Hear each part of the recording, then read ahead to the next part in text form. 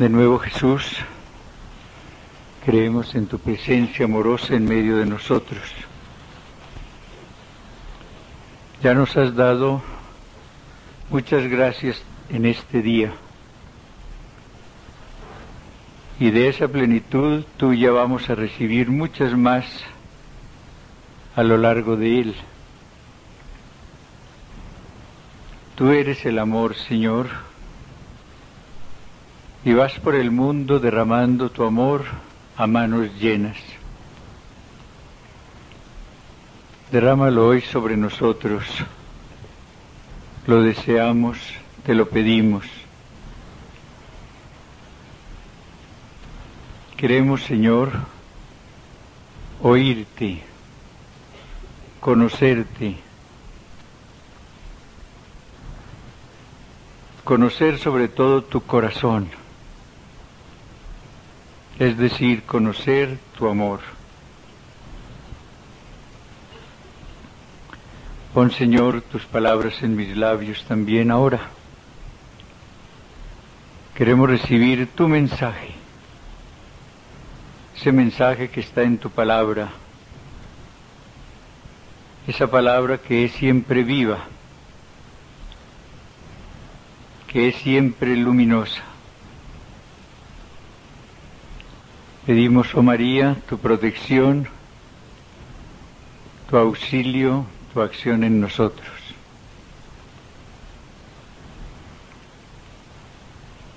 Dios te salve María, llena eres de gracia, el Señor es contigo, bendita tú eres entre las mujeres y bendito es el fruto de tu vientre, Jesús.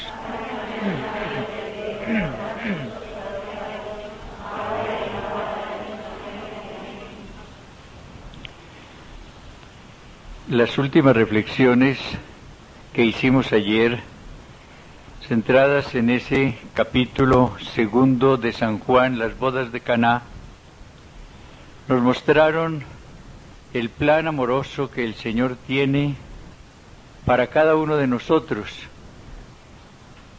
cómo Él, que es amor, quiere comunicarse amorosamente a todos nosotros. Pero lo que alimenta el amor, lo que va estrechando la unión amorosa con el Señor, es el diálogo con Él, o sea, la oración.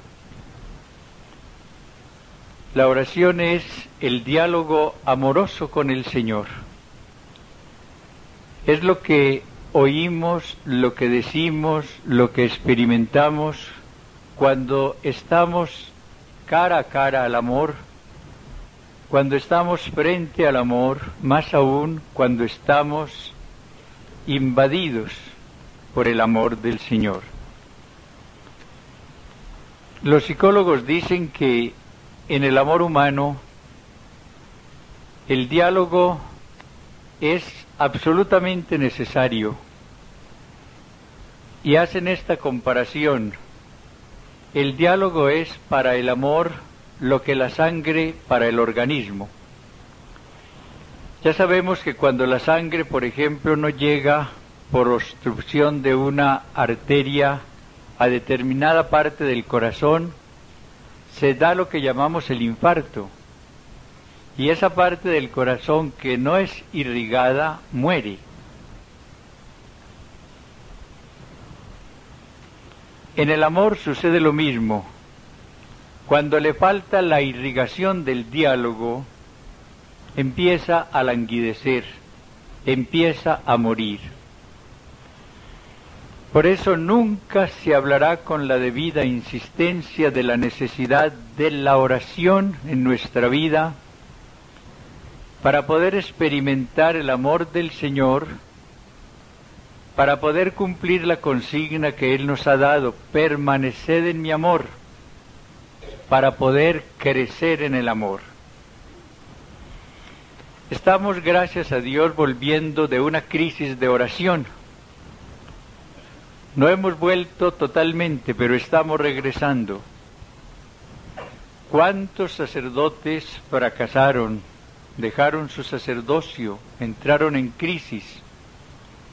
¿Cuántas religiosas dejaron también sus congregaciones como fruto de esta crisis de oración que invadió a la iglesia cuando menos lo pensamos? En el caso de ustedes, ¿cuántas religiosas se dedicaron a una acción muy intensa? Dijeron, tenemos que trabajar mucho por el hombre. Este hombre de América Latina tiene tantos problemas, hay tanta pobreza, hay tanta miseria, que tenemos que dedicarnos totalmente a él. Y dejemos la oración como algo pasado, como algo sentimental, como algo que tenía importancia o la tiene para gente desocupada y no comprometida. Y estas personas engañadas se lanzaron a lo que llamaron ellas su compromiso con el hombre y dejaron a un lado a Dios. Dejaron de hablar con Dios para hablar mucho con el hombre. ¿Y la consecuencia cuál fue? La crisis en sus vidas.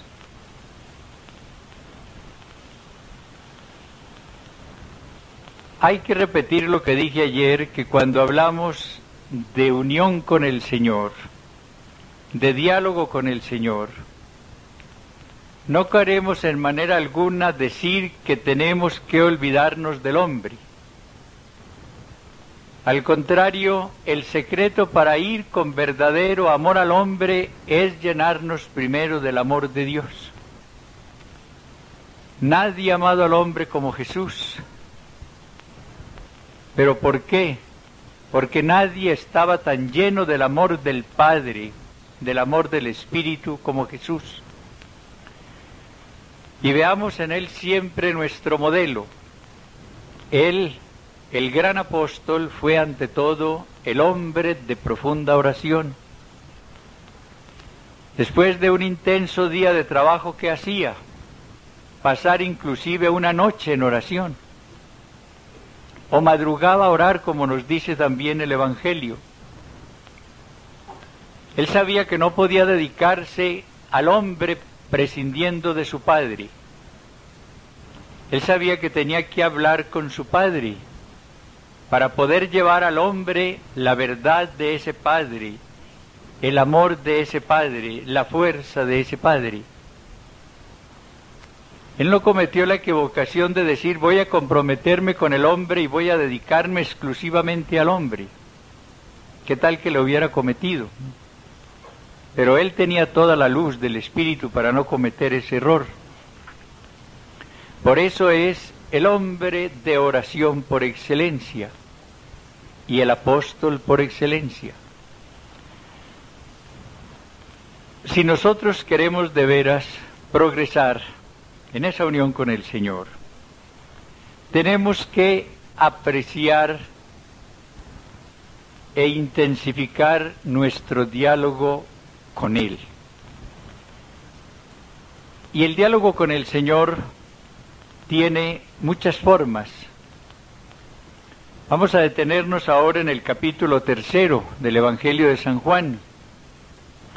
Y vamos a ver allí el diálogo de un discípulo con Jesús como maestro. Y vamos a ver los beneficios que ese diálogo de un discípulo que aprecia a un maestro recibe. Cuánta gracia recibió Nicodemo en aquella noche a través de ese diálogo con el Señor. Nuestra maravilla cristiana es esa: podemos dialogar con nuestro Padre, podemos dialogar con Cristo nuestro hermano, y podemos dialogar con el Espíritu Santo que mora en nosotros. El Concilio en la Constitución Gozo y Esperanza dice que la mayor dignidad de la persona humana consiste en que el hombre ha sido llamado para entablar un diálogo con Dios desde el principio de su existencia. Hoy se habla mucho de dignidad de la persona humana, de los derechos humanos. Pero ¿quién se detiene a pensar en esta gran afirmación del concilio? ¿Qué es lo que hace al hombre más digno? El poder entablar un diálogo con Dios.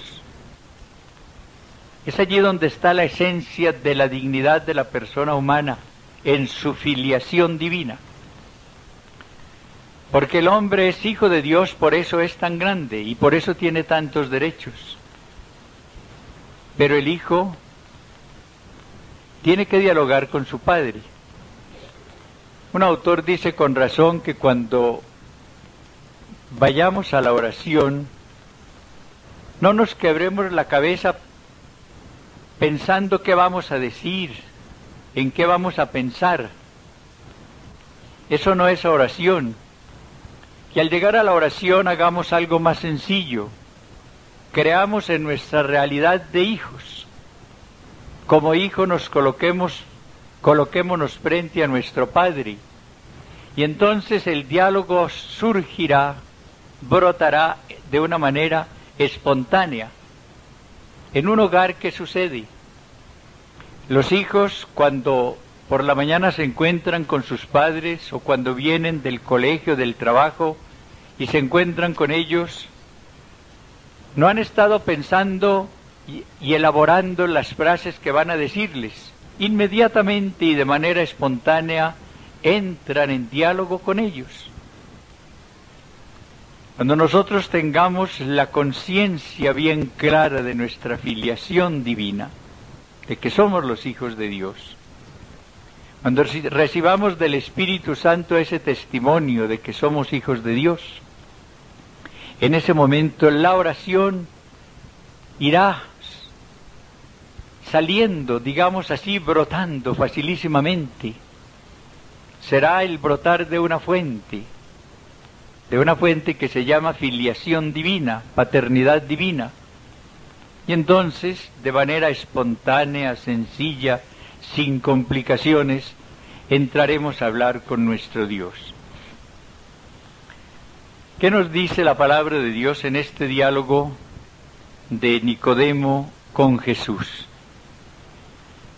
Había entre los fariseos un hombre llamado Nicodemo, magistrado judío.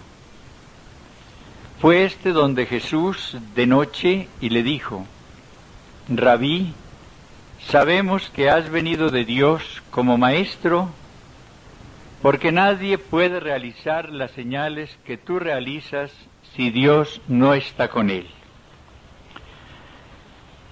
Detengámonos en esta primera parte de este capítulo. Nicodemo es un hombre que busca a Jesús de noche. San Juan después, en el capítulo 19, cuando hable de la sepultura de Jesús, nos recordará a este hombre Nicodemo, y recordará que fue de noche a buscar a Jesús por miedo a los judíos. Él era un miembro del Sanedrín. En el capítulo 9 aparece cómo Nicodemo en el Sanedrín hace la defensa de Jesús. Sabe que el Sanedrín odia a Jesús, porque Jesús, con todo su poder, con su verdad, con su atractivo, va eclipsando a ese Sanedrín. Y ellos sienten entonces el odio contra Jesús. Pero Nicodemo es un hombre que ha recibido la gracia, el atractivo, el deseo de conocer a Jesús, de hablar con Jesús, y lo busca pero de noche. No quiere que lo vean sus compañeros, no quiere que lo critiquen. ¿Qué nos dicen estas palabras? La gran realidad del amor de Jesús, que está siempre listo a recibirnos de día o de noche. Jesús es el amor, el amigo, el maestro que está siempre disponible, a quien encontramos cuando lo buscamos en cualquier hora del día o en cualquier hora de la noche. No se trata de ir de noche por miedo a alguien. En nuestro caso muchas veces la noche es el momento propicio para el encuentro con el Señor, porque durante el día nos han absorbido tal vez las ocupaciones, el trabajo, y de noche podemos entonces ir a buscar a ese Jesús para hablar con Él, para tener nuestra entrevista de amor con Él. Pero haremos esto si estamos convencidos de que Él siempre nos espera, que Él ni cansa ni se cansa. Él no tiene que descansar. Él es el resucitado, que vive siempre con nosotros y vive siempre para nosotros. Lo que sí quiero recomendarles es que no dejen pasar el día alguno sin el encuentro personal con Cristo. Si por una u otra razón no han podido tener el encuentro con Él a lo largo del día, ténganlo por la noche. Pero no dejen que el tiempo pase sin el encuentro con el Señor. Hoy oí un ejemplo que me edificó mucho de una de ustedes. Llegó anoche después de un viaje larguísimo, porque se había varado el carro. Vino y lo primero que pidió fue, ¿dónde estaba la capilla? La hermana le dijo, ¿por qué no vaya a descansar? Y dijo, no, ¿cómo voy a ir a descansar sin orar primero? Un bonito ejemplo, que ojalá todos realizáramos siempre ese programa, nunca ir a descansar sin haber tenido nuestro encuentro con el Señor durante el día o durante la noche. Luego, hay una cosa que es admirable y es lo que le dice Nicodemo a Jesús. Sabemos que has venido de Dios como maestro. Nicodemo hace un gran descubrimiento en Cristo. Descubre en Él al Maestro. Más tarde podrá descubrir el amor de ese Maestro. Pero ahora descubre la sabiduría de este Maestro. Y este hombre quiere escuchar a este Maestro. Sabemos que has venido de Dios como Maestro. A lo largo del Evangelio aparece mucho esa palabra rabí, maestro, dirigida a Jesús por muchas personas. Recuerden, por ejemplo, cuando Él va a resucitar a Lázaro, ¿qué es lo que se dice? El Maestro está presente y te llama. Maestro, le dice María en la mañana de la resurrección. Y el mismo Jesús en la cena después del lavatorio de los pies dice, me llamáis Maestro y Señor y decís muy bien, pues lo soy.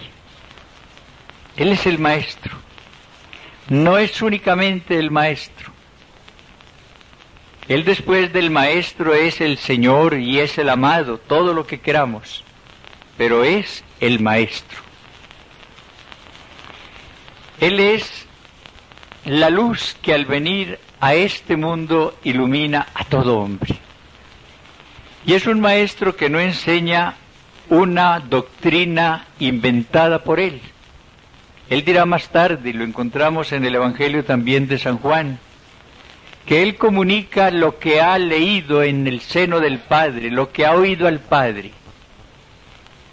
La maravilla del magisterio de Jesús es esa, que Él no va a enseñar lo que muchos tontos dicen ahora que aprendió en escuelas de no sé dónde, que en Egipto, que con los hindúes, tonterías. Él tuvo un maestro que se llamó el Padre Celestial. Él aprendió del Padre todo lo que debía comunicarnos. Y por eso la doctrina que Él nos enseñó es la doctrina del Padre. Es la verdad del Padre. Por eso no hay error en Él, porque en el Padre no hay error ninguno. Santiago llama al Padre Padre de las luces. Es la verdad infinita, luz de luz, es Cristo. Y por eso viene a iluminarnos, pero con la claridad del Padre. En nuestra oración nosotros iremos cambiando de actitudes internas según nos guíe el Espíritu Santo. Pero muchas veces oraremos como discípulos que escuchan a su Maestro.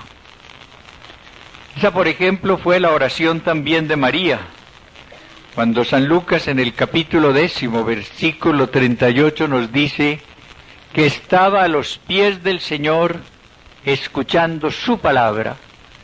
Tenía la actitud del discípulo que oye a su Maestro. Con frecuencia nuestra oración será así, y ojalá sea así.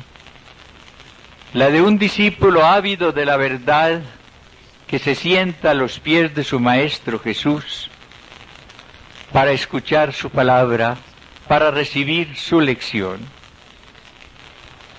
Y el texto maravilloso para esa oración es la Biblia. Es la palabra de Dios, es el Evangelio. Ojalá ustedes cada día tengan más aprecio por esa palabra del Señor. Esa palabra del Señor que, como dice Isaías en el capítulo 65, no vuelve sin haber realizado su obra. Como el agua que viene para empapar la tierra y fecundarla, lo mismo que hace la nieve, así la palabra del Señor viene para llenarnos de vida, viene para santificarnos.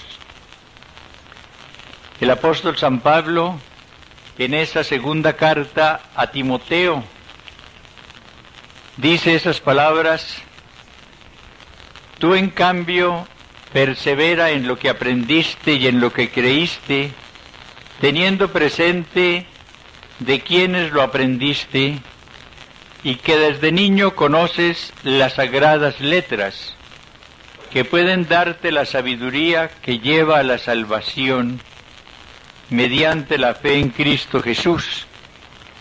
Toda escritura es inspirada por Dios y útil para enseñar, para argüir, para corregir, para educar en la justicia.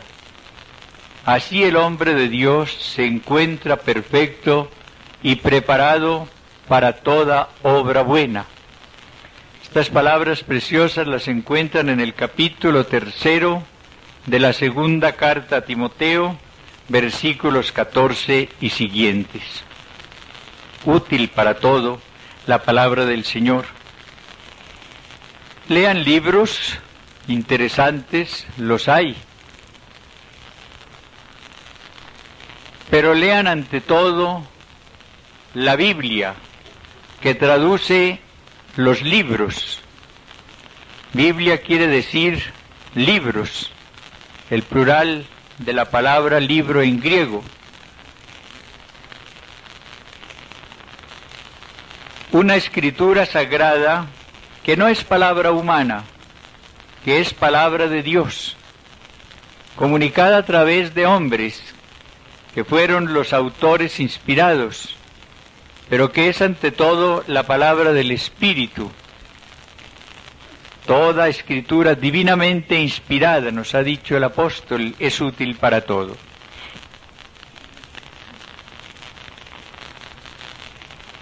Y continúa este capítulo 3 de San Juan. En verdad te digo, exclama Jesús, el que no nazca de lo alto no puede ver el reino de Dios.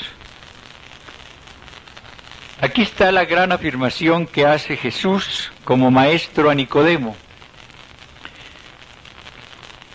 No puede entrar en el reino de Dios el que no nazca de lo alto, o como traducen otros, el que no nazca de nuevo.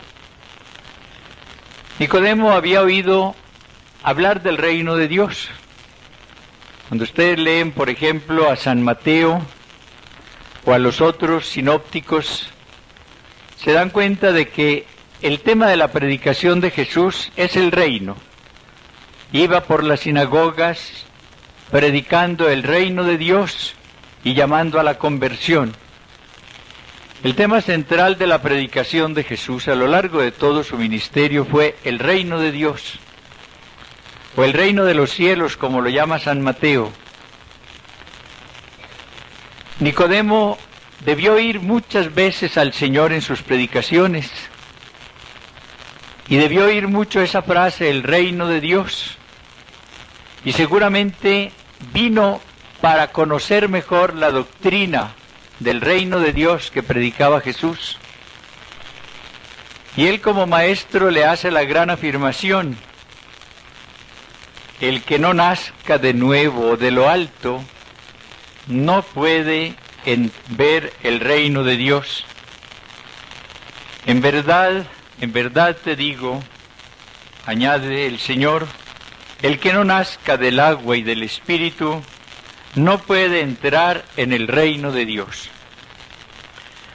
Para entrar en ese reino de Dios que predica Jesús, para participar de esa amistad divina, para recibir esa vida sobrenatural del reino, para proclamar a Dios Señor y Dueño nuestro, y vivir delante de Él como siervos que cumplen su programa y que esperan su venida, es necesario nacer del agua y del Espíritu. Para entrar al reino de Dios, que ahora es la Iglesia, necesitamos recibir el sacramento del bautismo, en el cual nacemos del agua, que es la materia de este sacramento, y del Espíritu, que es quien nos da a través de este sacramento la vida sobrenatural. El momento grande de nuestra vida fue el del bautismo, cuando entramos al reino, cuando entramos a la Iglesia, cuando nacimos a esta vida sobrenatural de esta fuente bautismal.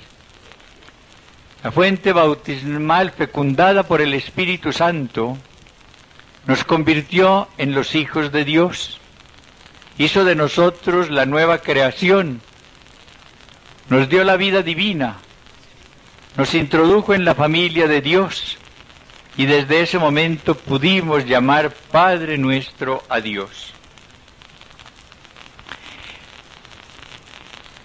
Nuestra vida cristiana debe ser el desarrollo de la vida que recibimos en el bautismo. Allí recibimos la simiente de una vida divina que debe crecer hasta llegar a la plenitud de la visión de Dios en el cielo. Esa vida divina irá teniendo a lo largo de nuestra existencia manifestaciones diversas según el crecimiento. Y toda esta intimidad con el Señor, que será nueva y que tiene grados, es el desarrollo de esa vida divina que recibimos cuando nacimos del agua y del Espíritu en el bautismo. Y todo eso va a terminar en la visión facial de Dios, cuando la vamos a ver cara a cara, y cuando vamos a recibir el amor de Dios en plenitud en el cielo. Pero todo parte del bautismo, de nuestro nacimiento.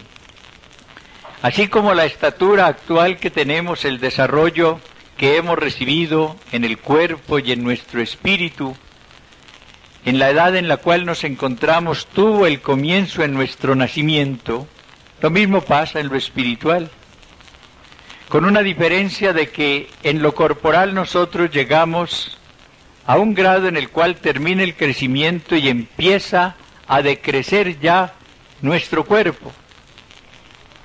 Uno va creciendo y después empieza a decrecer hasta que llega la muerte.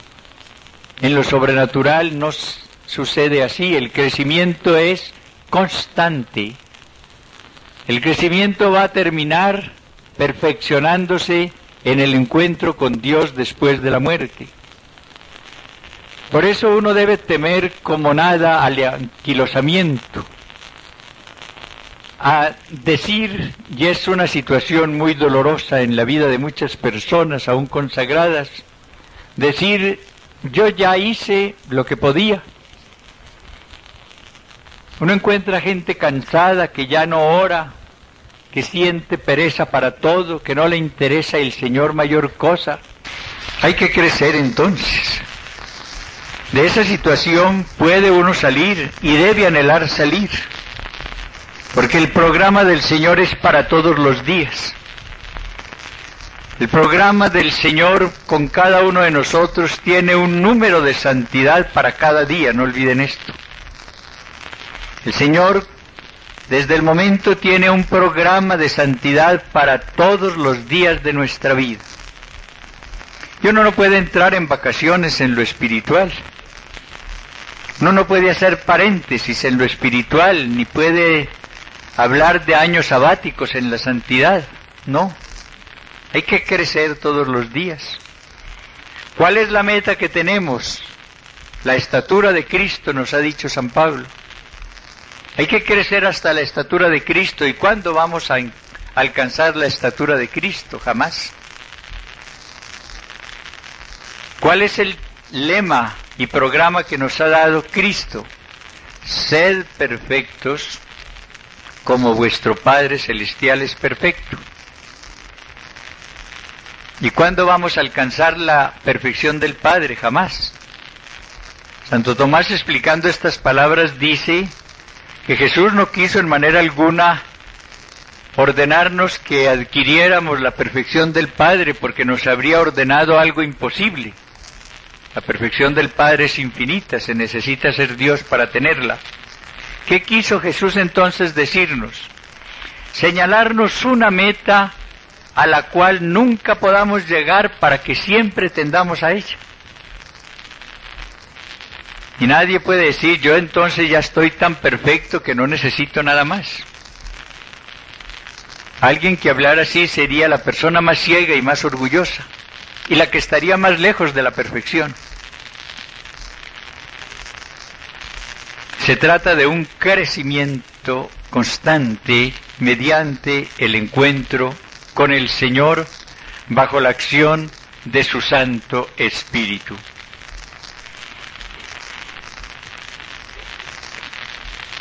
En el bautismo nosotros hicimos una alianza de amor con el Señor. En ese momento nosotros entramos a formar parte de la familia de Dios. Y ese entrar en la familia de Dios nos puso en alianza amorosa con Dios. Somos hijos de ese Padre Celestial. Lo llamamos Padre porque Él nos llama hijos. No se trata de una filiación igual a la de Cristo. Es una filiación adoptiva, pero es una filiación real. Nosotros, mediante esa maravillosa realidad, entramos ya a formar parte de esa familia de Dios. Y nuestra vocación es crecer en esa filiación divina. Y añade Jesús, lo nacido de la carne es carne, lo nacido del Espíritu es Espíritu. Lo nacido de la carne es carne, lo nacido del Espíritu es Espíritu.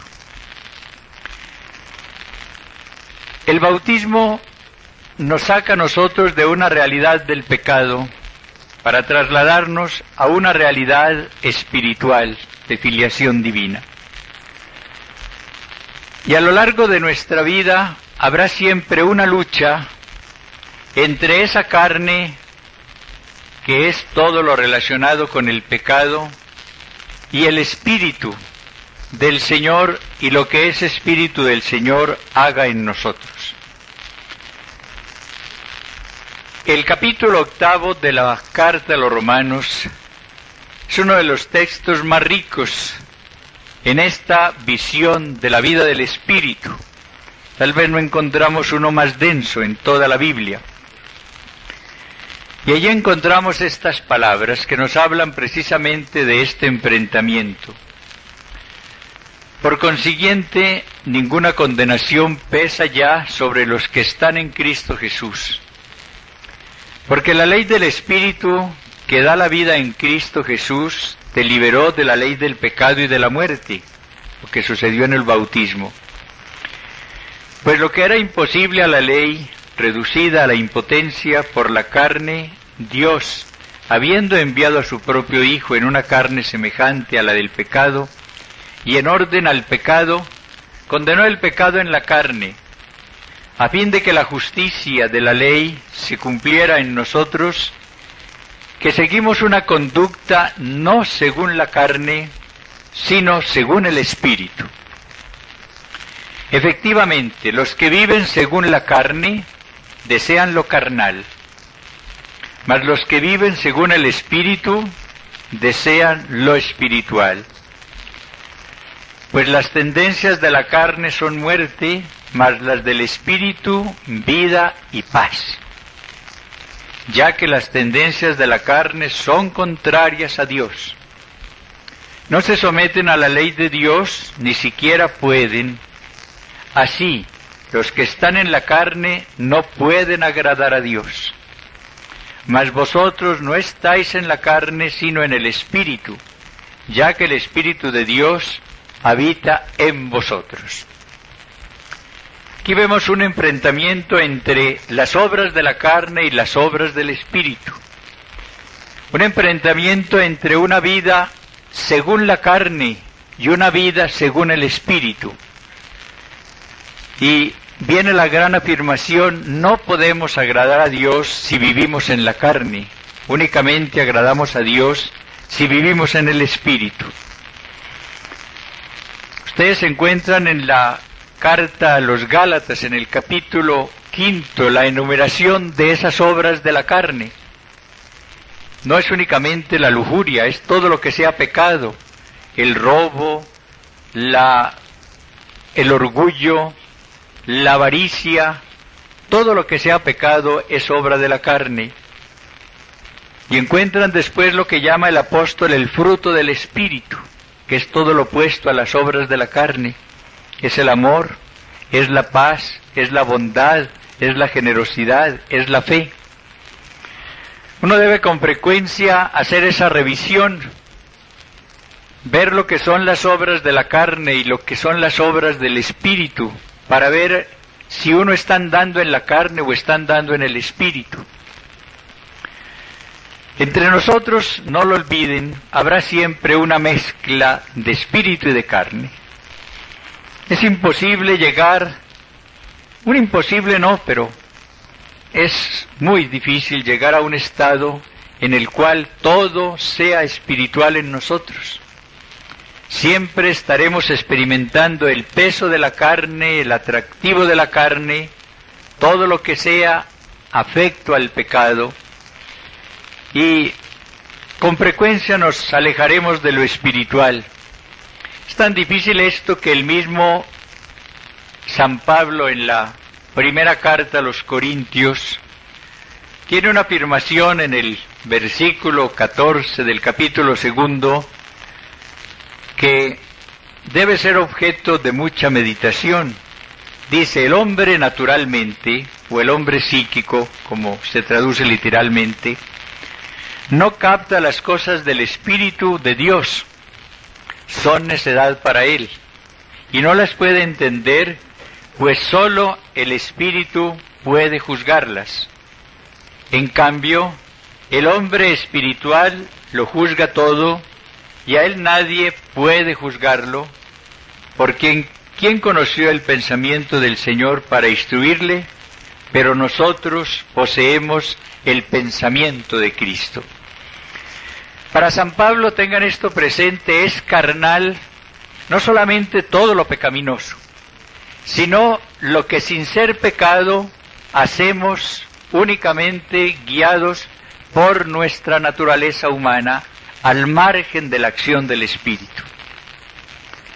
Vuelvo a leer: el hombre naturalmente no capta las cosas del Espíritu de Dios, son necedad para él. Pongamos un ejemplo. Nosotros podemos dar una clase de religión, que es una obra muy buena, pero hacerlo de una manera carnal.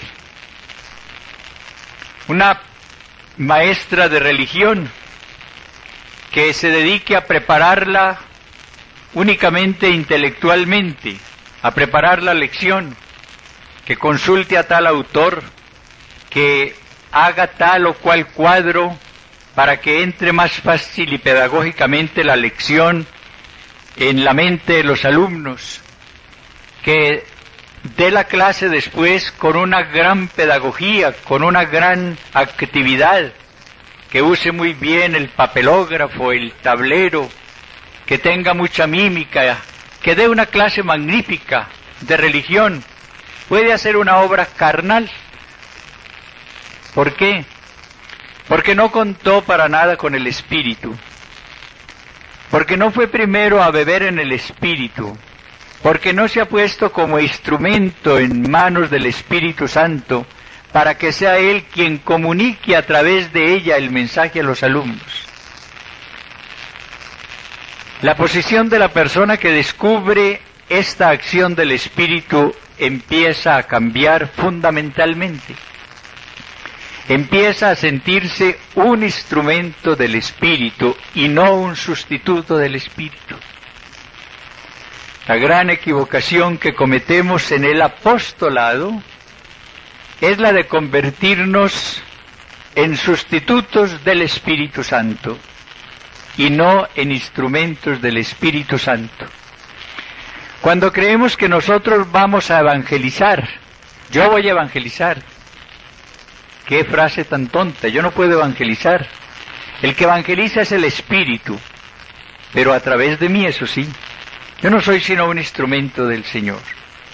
Pero cuando me convierto en reemplazo del Señor, empiezo a obrar carnalmente, aún en las obras buenas. El tiempo ya ha pasado, llevamos los 3/4, vamos a continuar después, pero ahí tenemos ya materia suficiente para nuestra reflexión personal. En esta mañana, Señor, queremos llamarte Maestro, como te llamó Nicodemo. Queremos estar siempre en tu escuela, Señor. Queremos recibir siempre tus lecciones de Maestro Divino. Y queremos, Jesús, pedirte que nos enseñes a descubrir cómo para entrar en tu reino hay que nacer del agua y del Espíritu, cómo hay que nacer de nuevo, cómo hay que nacer de lo alto. Haz, Jesús, que descubramos con tus enseñanzas y con tu luz progresivamente la persona adorable del Espíritu Santo y su acción maravillosa e insustituible en nuestras vidas. Haz que descubramos lo que haya de carnal en nosotros, para que lo cambiemos bajo la acción de tu Espíritu por lo espiritual. Haz, Señor, que cada día nos renovemos bajo la acción de tu Santo Espíritu. Gracias, Señor.